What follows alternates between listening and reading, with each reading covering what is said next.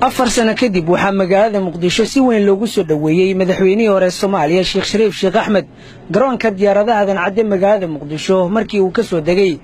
ayaa waxaa soo dhaweyntiisa qayb ka ahaa mas'uuliyiin ka tirsan dawladda federaalka ee Soomaaliya isugu jiray xildhibaano saraakiil ciidan iyo mas'uuliyiin kale iyo mas'uuliyiin hore xilal uga soo qabtay dalka siyaasiyiin aqoon-yahano waxgarad iyo dadweyne aad u fara badan Sheekh Shariif Sheekh Axmed ayaa ku soo dhaxlugeeyay boqolaal dadweynaha oo safnaa hareeraha wadooyinka waxana uu gacan qaaday qaar ka mid ah dadweynahaasi waxana ay wateen boorar iyo fanaanado ay ku dhaganaayeen sawiradiisa soo dhaweynta Sheekh Shariif Sheekh Axmed waxa sidoo kale qayb ka ah kooxda barbaarta gaashaaman oo halkaasi ku soo bandhigay suugaan ay ku muujinayeen sida ay ula dhacsan yihiin in markale dalka uu dib ugu soo laabto guriga uu ka degay magaalada Muqdisho albaabkiisa hore ayaa waxa uu kula hadlay boqolaal dadweyne ah oo halkaasi isugu soo baxay waa mahadsantihiin soo dhaweynta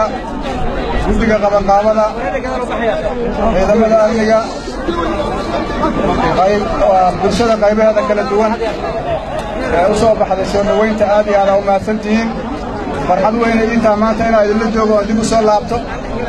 dhowr sano kadib waxaan idinkaga mahadcelinayaa waqtiga aad bixiseen qorraxda iyo boorka iyo socodka aad iyo aad ugu mahadsantihiin maadaama waqti badan la taagnaay mar raba inaan idinku dheereeyo warku waa noo dambeeya waa isla joognaa insha Allah marka waa mahadsantihiin dhinaca kale madaxweynihii hore dawladdii ku meel gaarka ee Soomaaliya Sheekh Shariif Sheekh Axmed ayaa saxaafadda hadal kooban siiyay kaasi oo ku aadanaa 4 sano kadib dalka dib ugu soo laabtay soo dhaweynta iyo qabanqaabada wanaagsan oo sameeyeen intaas kadib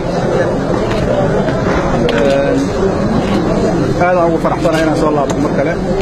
4 sano kadib inaan ku soo laabto dalka aad ugu faraxsanahay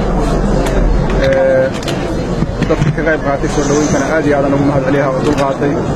qorraxda iyo boorka iyo waqtiga dheer sugitaanka aad iyo aad u mahadsantihiin intaas kadib waxaan u malaynaa inaan ku ballanno warkeena inaan dib u dhiganno oo aanan iska boobboobin marka waa mahadsantihiin ballanka laan yeelo doonaa insha Allah oo wixii jira aan ka hadli doono marka waa mahadsantihiin dawladda federaalka ee Soomaaliya ayaa waxa ay amaro ka soo saartay in la soo dhaweeyo mas'uuliyiintii hore xilalka uga soo qabtay dalka